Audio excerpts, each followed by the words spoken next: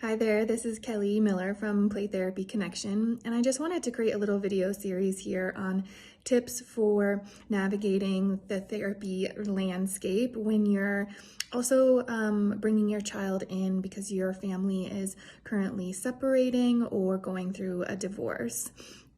So the first part that I'd like to touch on is just tips for co-parenting in general.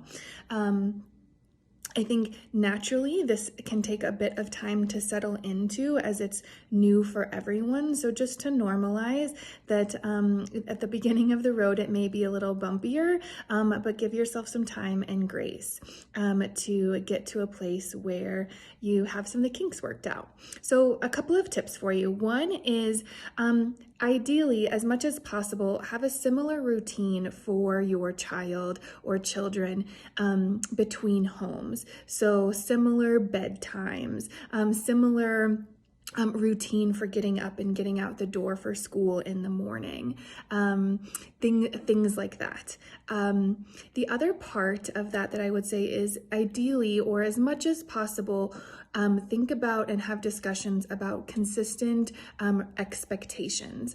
So a couple of examples of that may be, it's an expectation that you sleep in your own bed at each parent's home, as opposed to you can sleep in bed with one parent, but then at the other home you're expected to sleep in your own room. Or at one family's house, you don't have to sit down and have a formal meal for dinner, and then at the other house, that's what is expected. Again, some of that is maybe can be will be different because you're going to have different routines within each home. But the more of that you can have consistent between two environments, the easier it is for the child or children. During transitions with handoffs to each other, be as kind and respectful to each other as possible. Your children are watching how you treat each other both verbally and through your nonverbal language. So to the best of your ability, consider treating each other like friends. Hopefully at one point there was a friendship established in your relationship, and so maybe that's a part that you can lean back into.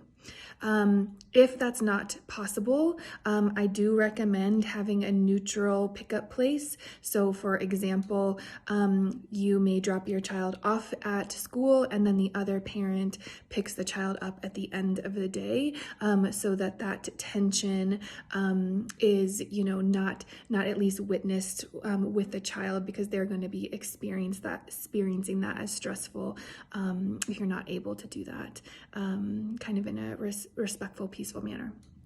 And then the last kind of tip I would suggest is allow the child to have their own belongings at each home. So ideally they're going to have their own set of clothes, their own bedding, their own toys at each parent's home. That just helps the child feel settled and like they belong in each space. But it is very great for the child to have potentially something like a lovey, a special stuffed animal, that does go back and forth, but it can be helpful to minimize the amount of items that are going back and forth, not only for you as the parent, but for the child too. Hopefully these tips are helpful, and more to come in this series.